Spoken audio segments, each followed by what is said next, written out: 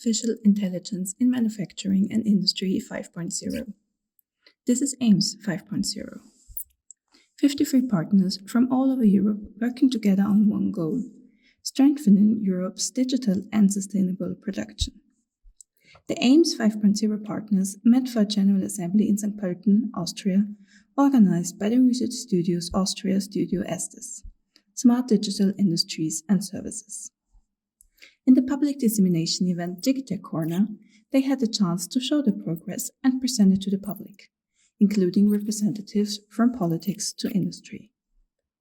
Other institutions, such as the host, the University of Applied Sciences St. Pölten, as well as the Bertha von Suttner Private University, gave insight into the work in the public dissemination event as well.